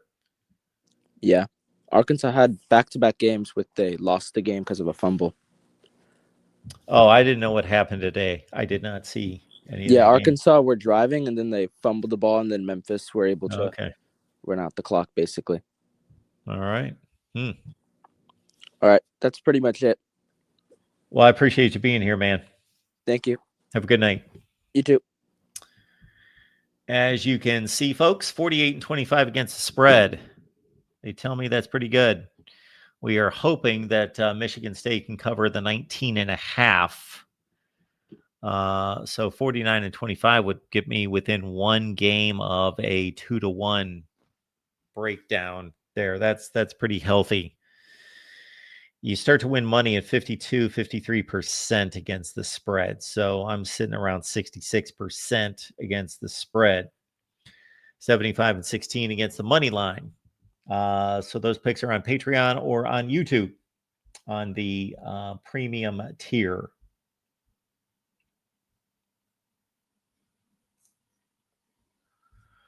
So let's check those games out. But first, we got Kano showing up to talk some college football with us. Kano, what's going on? How's it going, Mark? I am doing well. How are you? I'm doing really well. It was a pretty good week of college football. Yep. So first off, I want to talk about, I don't remember if you remember the call I had like a couple weeks ago. I talked about Jalen Daniels for Heisman. Yes. And so far, based on how he played, I know he in the passing department, he didn't do his best. I'm pretty sure he only had like around 118 passing yards. Okay. But he did have 3 touchdowns passing, which I think is pretty good, and no turnovers. Efficiency wise, I'm pretty sure he was right around 50%, which is not great. But I think as a team, they're doing pretty good. I know they beat West Virginia, who aren't the best, but it's still an in-conference game. So I think they had a pretty good win blowing them out. Pretty sure it's like 42-10 or something like that. Yep. This is a pretty good win for Kansas. And I think, he still has a shot winning the Heisman, hopefully. But Mateer is still in the front runner as far as that goes. And also, I was absolutely shocked by the result of the Illinois and Indiana game. Absolutely shocked by that. Yeah. Going into the game, I thought it was going to be more even than it actually was. And, I was just in shock that Indiana put up 63 points against Illinois. Yeah, you and a lot of people. I totally get it. Yep. Me as well. I thought Indiana was a little bit better. That was my perception going into the game, that they were a little bit better. And I think we all understand that if they played next week, Indiana's not winning 63-10. Yeah. But that they're capable of doing that. Yes, it was an extremely impressive win, no doubt.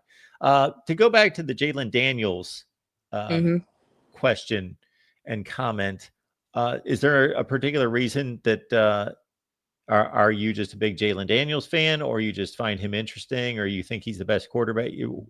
Based on what I've seen last year, because particularly last year, I was really into watching Colorado play with Travis Hunter, Shadur Sanders. And I remember the main game that got them out of contention for the Big 12 is when they lost to Kansas. Yes. And I remember vividly, I'm like, this Jalen Daniels kid, he's pretty good.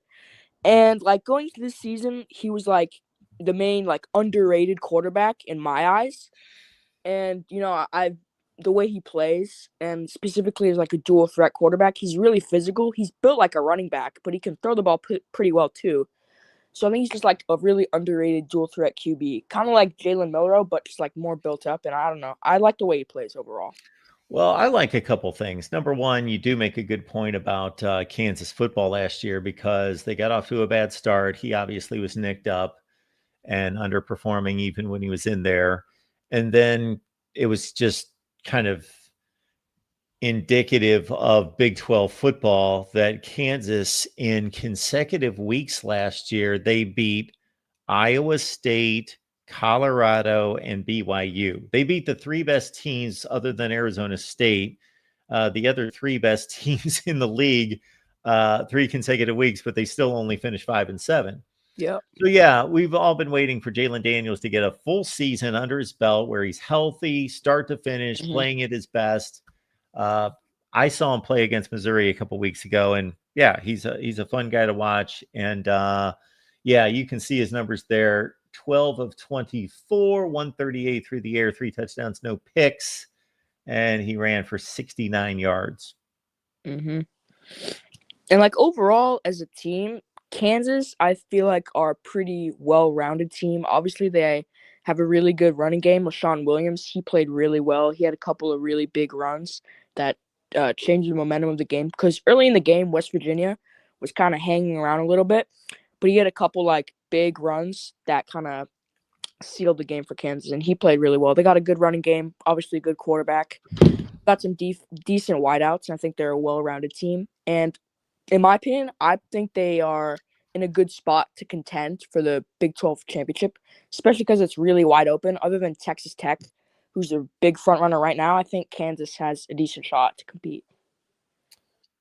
I totally agree. I think that there are a number of teams in the Big 12 that can compete. And I do think that, what Texas Tech did today, I was not impressed. The least impressive player for me today that I didn't know much about. I've known him for a few years, but I just haven't watched him play because he played at UNLV, is Devin Dampier, the Utah quarterback. And he just did not play well today. Now, that may have just been an off day for him.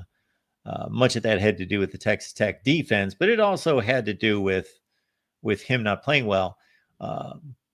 And Texas Tech is not some gimmicky team. You know, they're stout along the defensive front. They've got a good offensive line. Like, they're a sturdy team. They really built through the transfer portal and obviously threw a ton of money at their roster. And it's paying off. And like I told an earlier caller, I was really impressed with their backup quarterback, Hammond. Mm-hmm.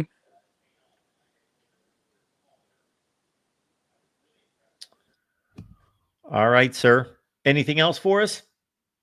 No, that's about it. Cool. Thank you for having me on. Absolutely. Thanks for being here. Appreciate it. Yes, I thank all of you for being here. So you guys make this go. So thank you for all the contributions. Thank you just for being here. Just please hit the like button.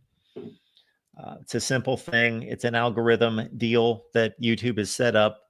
So, for example, if 1,000 people watch this live stream and 500 people hit the like button, then to YouTube, that shows a lot of people like this live stream, and we're going to push the live stream out into other traffic. We're going to make this suggested to other people.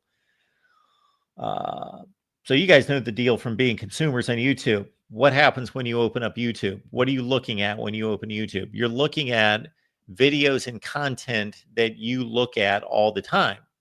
So YouTube is going to just feed you stuff that you already watch. You've already built up a reputation with YouTube that you watch certain types of content. So that's like 90% of it. However, there's about 5 or 10% where YouTube just tries things out to say, Joe Blow loves college football. He also loves classic rock and also loves gardening.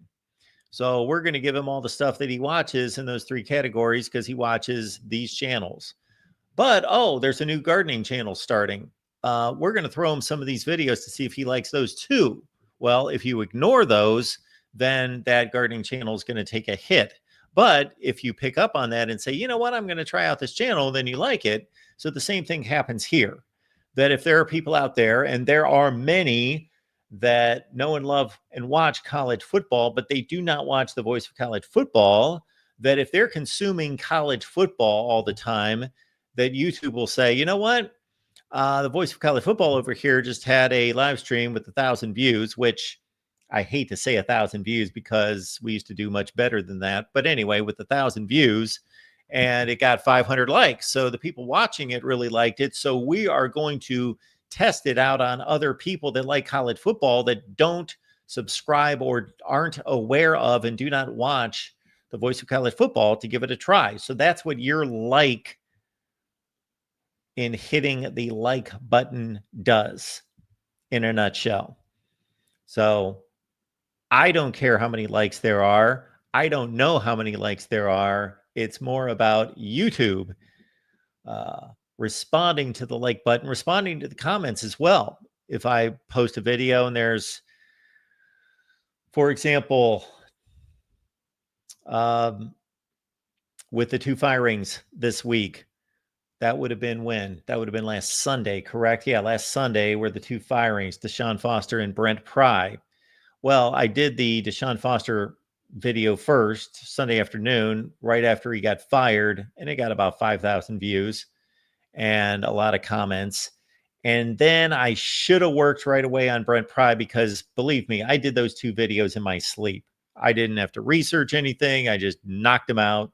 I knew all that stuff. I just did them. But the Brent Pry video, I was out with friends and doing other stuff, and I posted that Brent Pry video at like midnight. Well, that is not the time to post a video because people are going to bed, obviously.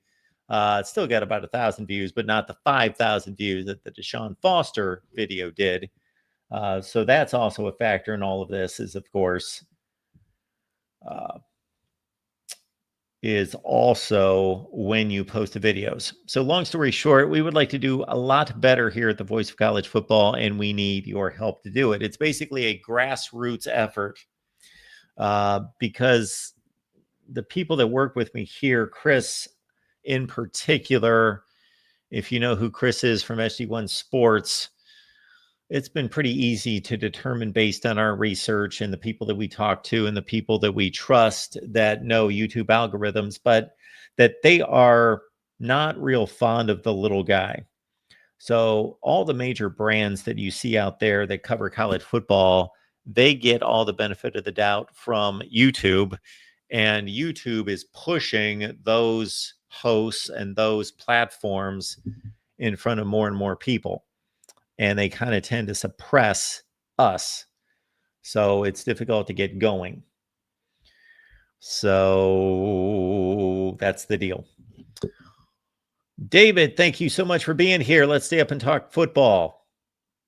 Well, we are definitely going to stay up for another 19 minutes and talk football, and then I would have no issue with watching USC and Michigan State play out the string. Let's check out the score. In progress. That is not the last game of the night, because of course we've got the Hawaii game.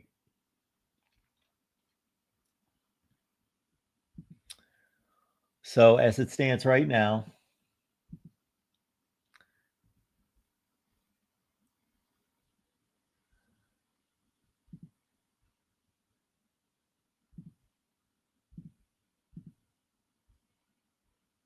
this takes forever. My goodness. There we go.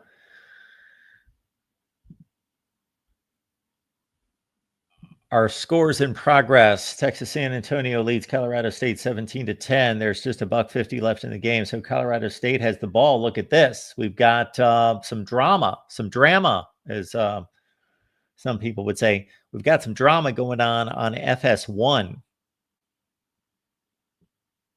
with Colorado State driving to try to tie the game and send it into overtime. They're at the UTSA 10-yard line with a 2nd and 6. Colorado State's at 1-1. UTSA's 1-2. Then we've got Colorado leading Wyoming 30-13. Wyoming plays a difficult non-conference schedule. You know, they played Utah a couple weeks ago. They got Colorado there. Then we've got a bit of a surprise here. San Diego State all over Cal, 27-0. That Cal quarterback, Sagapulitelli, I was super impressed with him. I don't know what happened to him tonight, because they have not scored, and that game's on CBS Sportsnet. So not a good look for the ACC. They're losing to San Diego State 27-0. And again, Cal defeated Minnesota last weekend. And there's a halftime score on Fox with USC taking a 24-10 lead against Michigan State. I would love Sparty to keep that one close. Those are the scores in progress, including across the ocean. We're almost at halftime with no score. No. Hawaii 9, Fresno State nothing. And Hawaii looking to move on to 4-1. Actually, both teams with a win would be 4-1. Fresno State is driving. They are closing in on the red zone.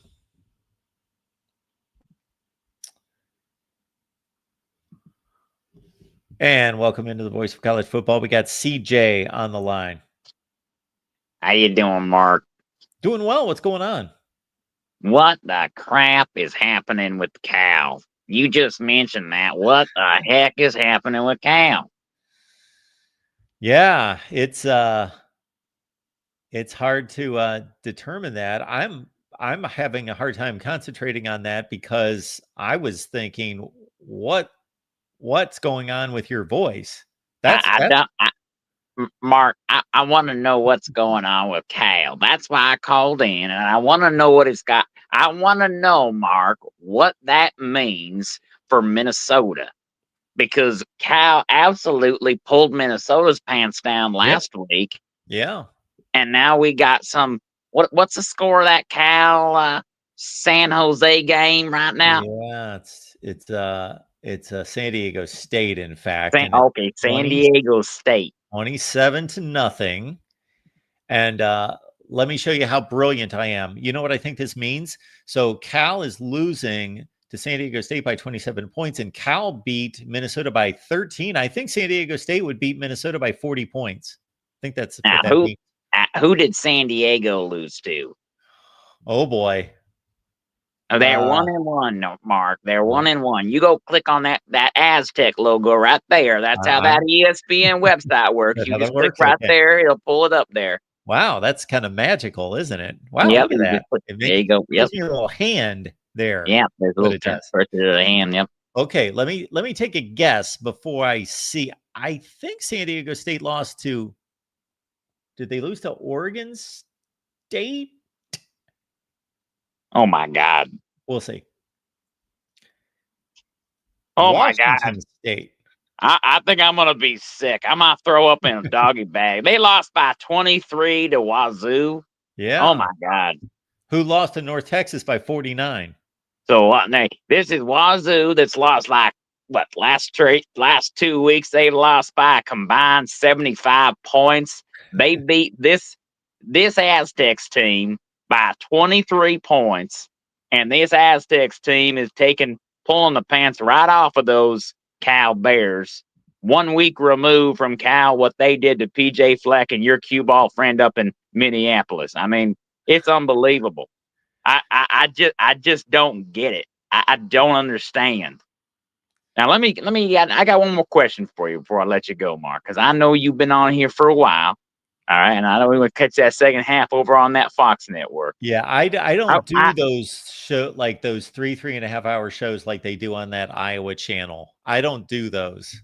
I want to know, Mark. I want to know where that tough guy Tim Prangley is. Where's that tough guy at? I'm sure he's watching those Trojans right now and salivating himself silly. He's not just watching them; he's watching them in person. I'm sure he is. He's the only guy in that press box in Memorial Coliseum that's up on his feet standing and worshiping that sideline.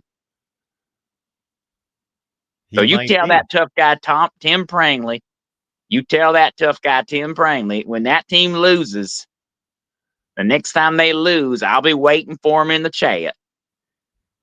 David really likes this call. MCATs, Cano, a lot of people just enjoy this call. So anytime you'd like to call, CJ, you give me a call and I'll explain some college football. We'll figure out what's going on with some of these teams. Can I just say one more thing? You can. That guy you got over there on that Indiana channel. Yes. That guy needs to pull his pants up, y'all. He needs to pull his pants up. Because I'm telling you right now, I don't want to be talking about no elite program because you beat an Illinois team that hadn't beaten nobody. Let's see what they do next week down there in Iowa. Let's see what they do in Iowa. And if they come away with a win, we can talk. But you got to do it more than 1 week now. Kai's World of Sports, best caller. Well, I appreciate you, Kai. I appreciate you. I thought it was a really good call, too. Maybe a little bit too many references to pulling up pants for my liking. Well, sometimes late at night, it's midnight. It's 1 a.m. Eastern on the East Coast. I ain't on the East Coast, but it's 1:15 on the East Coast. So you're in New York City. Yes. I ain't no New York boy now. But I'll tell you what, I'm gonna let you get back to that USC-Michigan State game. I might not do it tonight, but one of these nights I'm gonna throw a fancy little super chat there for you. Ooh. And gonna make it all right. But you let that tough guy Tim Prangley know I'll be watching for him in your chat. I appreciate your time, Mark. All right, CJ. Thanks for being here. Huh. Interesting caller. He came out of nowhere. Now, hopefully CJ will call us again sometime because I just have this feeling that he just kind of brings a crowd. A lot of people like to hear from CJ. Conundrum believes that the previous caller has a West Virginia moonshine accent. Best call of the night. There it is. Colorado State just scored, so that means I believe we are going to overtime, or I'm sure that I can't remember who they were playing. that they've got a shot to UTSA, I believe, that they may have some time. Let's check out the scoreboard. Moose is here. Moose is showing up finally. Yes, B, you are correct.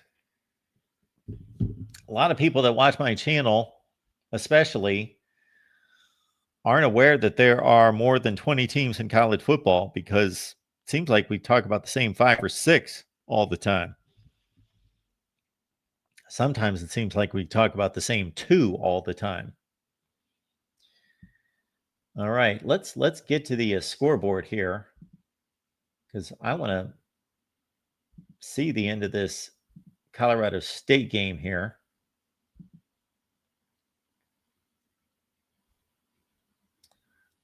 So, wait a minute. What just happened here? Sometimes this in the moment real-time scoring kind of tricks you. And what I mean by that, and I know you can't see what I'm looking at. I'm trying to get it on the screen where we are here. Oh, did that just go final? Oh my goodness. Whoa, what just happened here? What just happened? Can somebody explain this to me? Although I can look it up in the box score. Either Colorado State went for 2 or they missed the PAT. So we were tracking this Colorado State drive. They were down inside the UTSA 10-yard line. They were down 17-10. They scored what could have been the game-tying touchdown. They scored the touchdown. They either went for 2 and gambled, or they missed a PAT. Let's look at this here. What in the world happened?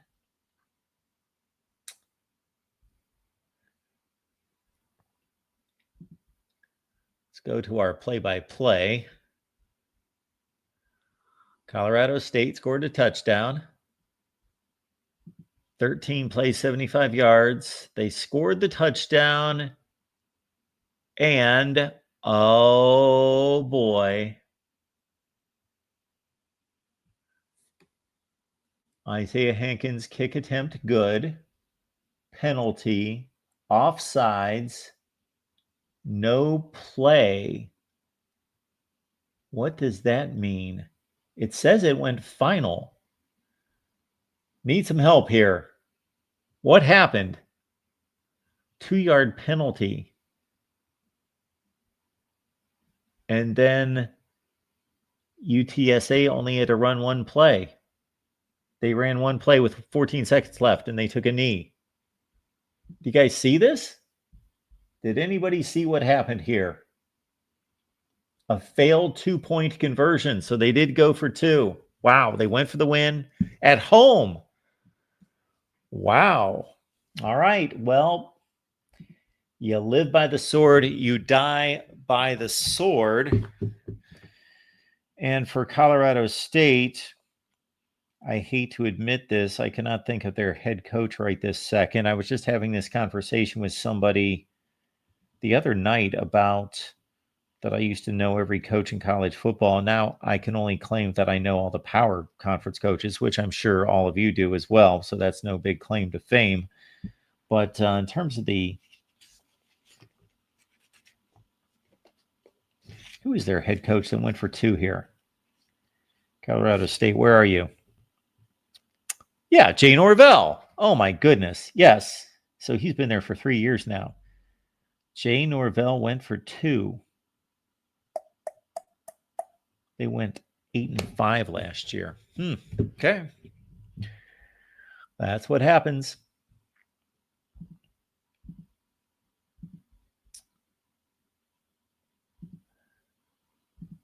All right, folks, look at this fine merch that is here at the Voice of College Football. Go to vocfb.com and check it out. This, for example, is just the Miami shop. We've got about 20 or 25 teams. You can see them right there. Miami camo hats, the green hat with the orange lettering. We've got tees, a couple different kinds of tees. And then this is a sweatshirt. We've got a polo.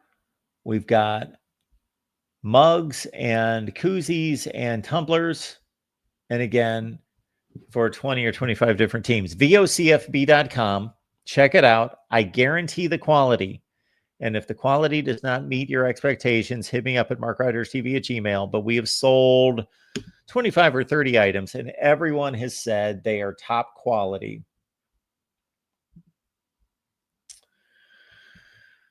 B is telling us Indiana is elite. Okay. Sure. That is a matter of opinion, but that has yet to be proven. They may be. Jim says Michigan State giving up too many big plays. As Moose is letting everyone know, we do have new merch at the Voice of College Football. Get it here, and you've got the link right there in the chat.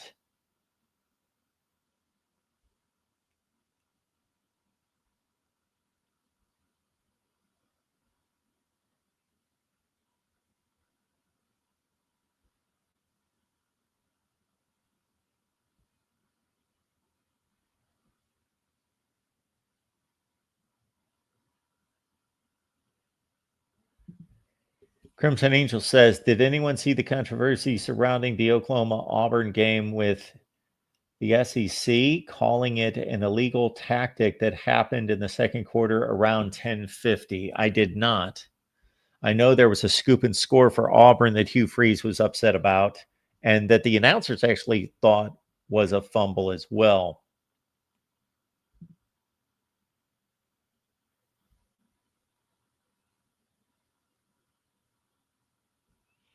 Yes, Jay Norvell. I know that name almost like the back of my hand. I just couldn't come up with it. Shoot.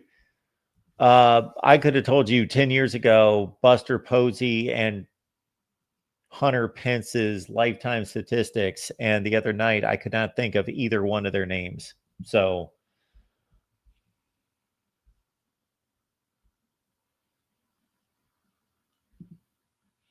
we're at halftime in Hawaii, I see.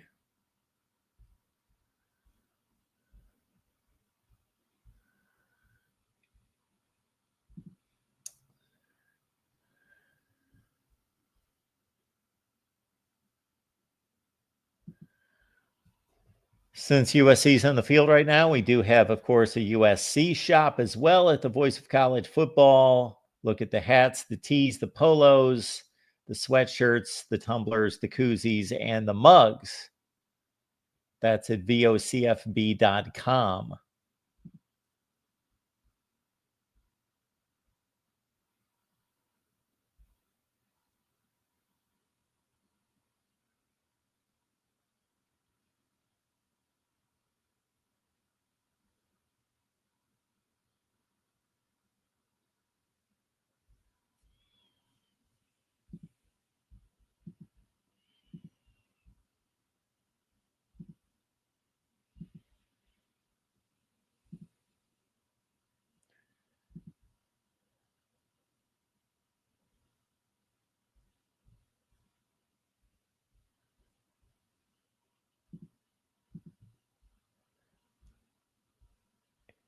And to update the scoreboard, we've got Colorado on top of Wyoming 30-20. The Cowboys just scored, so maybe they still have a glimmer of hope, down by 10 in the fourth quarter with 4 minutes left. San Diego State has extended its lead against Cal to 34-0.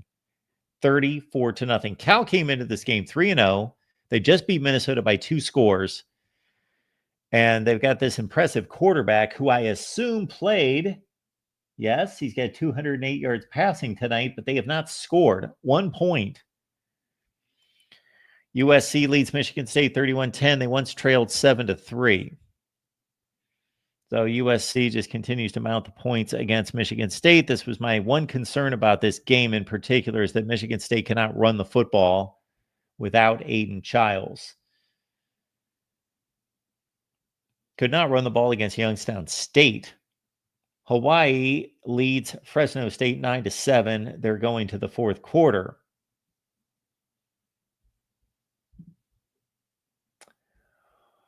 All right, folks, we have hit the bewitching hour. The top 25 that actually makes sense will be out sometime on Sunday, so be looking out for that. Again, the top 25 that actually makes sense. So keep in mind, with Miami's big win, with Indiana's enormous win, who knows what that thing's going to look like on a Sunday. The top 25 that actually makes sense.